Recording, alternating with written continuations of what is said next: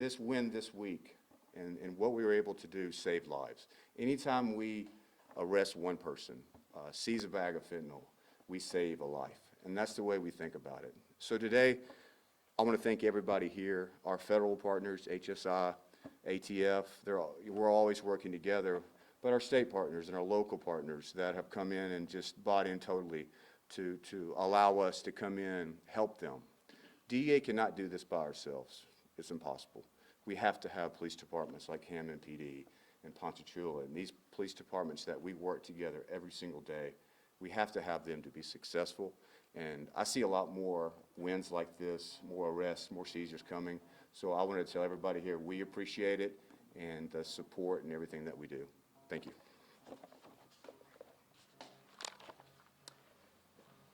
At this time, I'm going to speak briefly in reference to the case which he has referred to.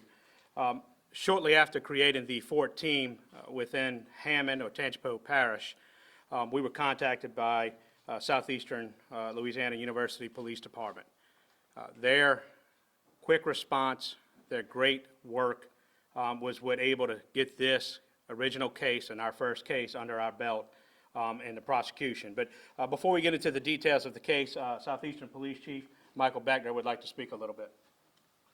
Good afternoon again. I'm Southeastern Police Chief Michael Beckner. What I want to say, one, as you can say, the collaboration between all the agencies has led to some arrests in this case. First and foremost, we're a community of 10,000 18 to 25-year-olds. And as you heard, it was 18 to 45-year-olds as the leading cause of death. Well, so we have 18 to 25-year-olds that go out and they make mistakes. We did have a student who was poisoned by fentanyl. Our officer's quick reaction was able to administer Narcan and get her some medical treatment, and she's out walking around today because of our officers that did that. Based on the information we got and the formation of this new team, we immediately contacted them to pool our resources together and start working this case. Southeastern is a learning environment. We want our students to be safe. This was an isolated incident on Southeastern. To be completely transparent, you can look at our Clery stats on our web, and we list all drug offenses and alcohol offenses and major crimes that happened on campus for the last 3 years, and that's readily available to anybody. We were able to work together, get this taken care of, and that way it keeps our community and our campus safe for our students. I'll turn it back over to Chief Bergeron, and he can give you details of the case. So sometime around mid-January, we were contacted by Southeastern Police Department in reference to a poisoning that happened on their campus. This was a non-fatal poisoning. They worked with our fentanyl overdose response team. Our team was able to respond. They were able to get information and begin the investigation. It was determined that these narcotics were brought. It was first off, the victim was a local person to the Hammond or Tangipahoa Parish area. The fentanyl was brought to this person from yet another local person who was not a student. Through the course of the investigation, they were able to identify not only the person who brought the narcotics to the student, but also the person that person purchased the narcotics from. It's so important that we link these people together. As of recent, 2 days ago, we conducted a search warrant on the residence, and we'll be willing to provide a picture of some of the items that were taken and we recovered. I will tell y'all that it was almost a pound of crystal meth. We had large quantities, or at least some quantities of heroin, cocaine, marijuana, and at least 3 guns, one being a rifle. So these are people that are putting these drugs into our community, that are affecting our community, affecting our loved ones. Anybody who thinks that their family can't be affected, count your blessings, because you haven't been affected yet. There's no family, no matter it be economic status or political status or any status, that can feel like they're completely a bubble around them and can't be affected with the narcotics and the issues that we have in our communities. This is not an isolated issue to Hammond. This is a nationwide issue. We have a nationwide issue. We have a regional issue. We have a serious issue with narcotics and fentanyl. In today's day and age, fentanyl, small amounts and doses, can have somebody overdose, and somebody could lose their life. So that being said, several arrests have been made. The arrests that have been made so far, it was a Shaheem Pines, was booked for the following charges: 2 counts of distribution of Schedule 1, 3 counts of distribution of Schedule, 5 counts of distribution of Schedule 1, 5 counts of possession with intent to distribute Schedule 2, 3 counts of possession of firearms in the presence of the narcotics, as well as attempted murder charges. We've charged people for a long time with the narcotics. The new thing that we're stepping up is we're going to charge these criminals that are selling the dope, that are having people get poisoned, come close to losing their lives or lose their lives, with the attempted murder charges. The district attorney's office has been gracious to get on with us. We're working hard. This is not something that's regular, guys. It's not something that happens all the time. This is actually fairly new with us charging people with those attempted murders. But I can tell you that we're willing to be the pioneers to go after these drug dealers in this way. The other person, 2 other people that were arrested, it's Kawish, sorry on the pronunciation, Brown, also booked with multiple drug offenses, possession of firearms, as well as going to be the attempted murder. And then there was a 3rd person that was arrested. Sorry, I'm looking for the name now. Mr. Mark Fridge III was also arrested, and this is the person who actually delivered the narcotics to the person that was poisoned. Listen, it doesn't matter if it's a person that goes to Southeastern or a person in our community. It's a person that's affected. It's a family that's affected. It's something that we have to be vigilant, and the only way we can accomplish this is by working together. This is a testament to what we can accomplish when we all work together. Everybody came together. They got the job done. Once again, I can't praise Southeastern Police Department and the university for such a quick response. They sit in the middle of our city. They sit in the middle of the city of Hammond. They don't have a bubble around them. People from our community that are selling drugs are going to end up going on that campus, but the fact that they were able to respond, were able to take the actions that they took, the professional way that they handled things, is what allowed us to get to the situation that we're in, that we are now putting these people in jail for attempted murder, for distributing narcotics on our streets that almost killed someone. Anybody else have anything you want to add? Is there any questions? Chief, there's been several drug busts really over the past few weeks, as you know, and I'm sure you guys just had one. Are these recent drug busts all a result of this team? No, listen, I think that this is just an additive. The Fort team is an additive team. It's a team that's coming out, just like a detective would come out if there was a major crime. This team's responding. They get called out in the middle of a night if there's an overdose, if there's a poisoning that they need to respond to. So, look, I think that these guys absolutely play a part in that.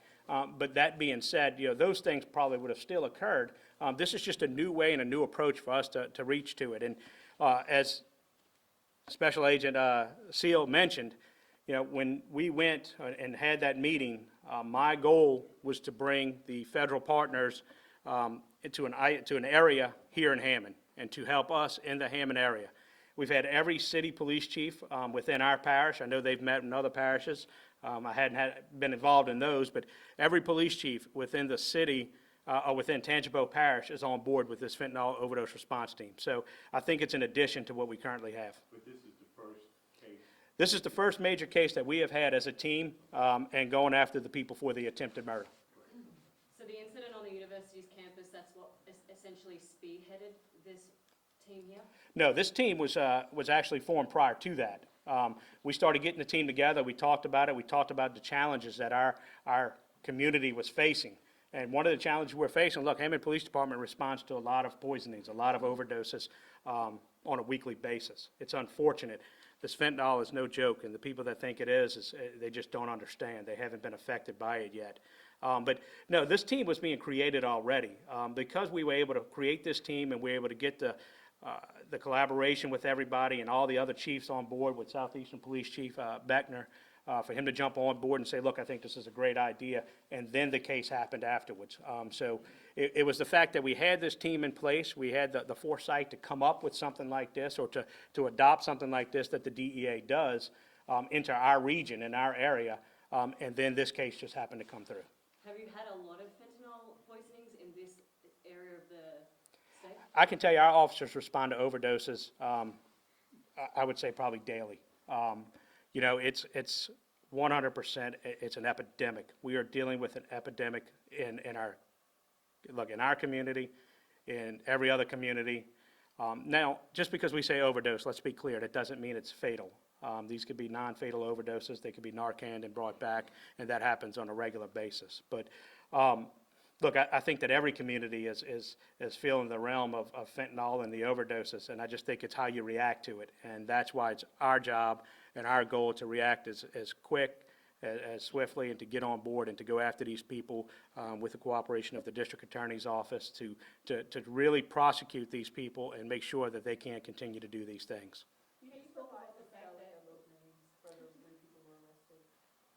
If you don't mind, I can provide them to you after the fact. You just spoke about the fact that the university is in the heart of Hammond, so what message do you want to send the students so this won't happen again? You know, the message I want to send is this. First off, Hammond is a great community.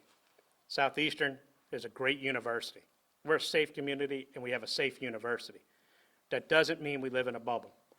You know, the message I want to send to parents is, number one, you can feel safe sending your kids here and trust that you raised them the way that you should have raised them, and they're going to listen to you when they do that, when they come to this university.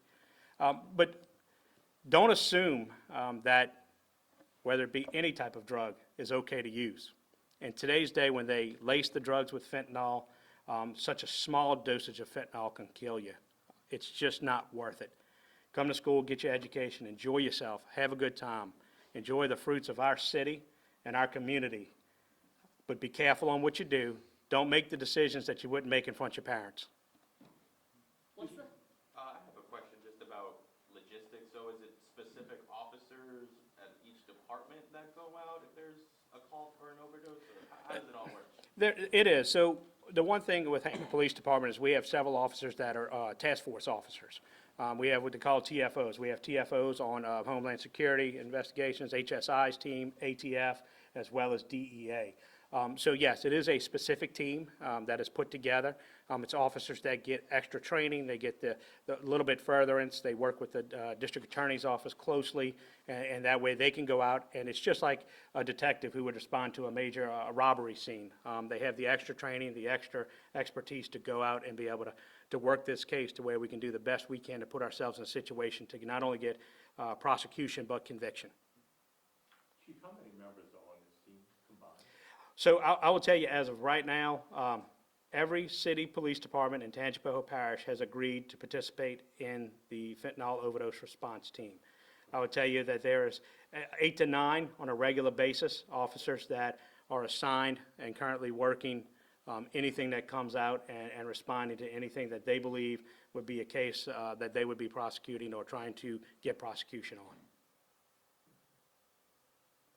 Is there any other questions? Chief, just to be clear, you said that Mark Fridge III was the individual that was arrested in connection to the student that overdosed a couple days ago? All 3 subjects that I mentioned their names were arrested in reference to that overdose. All 3 of them were arrested. The Fridge individual was the one who actually delivered the narcotics to the person. And they were arrested in connection to the search warrant. They were arrested in connection to the whole investigation. Well, I guess search warrant and then. Yeah, I mean, this is all one investigation altogether, and we were able to make the arrest based on the totality of the investigation. Chief, when were they arrested? When they were they all arrested together? They were not all arrested together. The arrests were made on Tuesday. All righty, guys. Well, look, we appreciate y'all coming out. We're excited about this. We plan on giving y'all as much information as possible because this is going to be an ongoing thing. We believe that we're going to be an agency in a region that people are going to follow behind in getting this type of stuff together and making sure that we get the proper prosecution. Once again, I want to thank all my local, federal, and state partners for their participation in this. We as a community of law enforcement individuals have to work together. We only solve this problem by being one team and working together, and I really want to thank you guys for being part of this team. Thank y'all.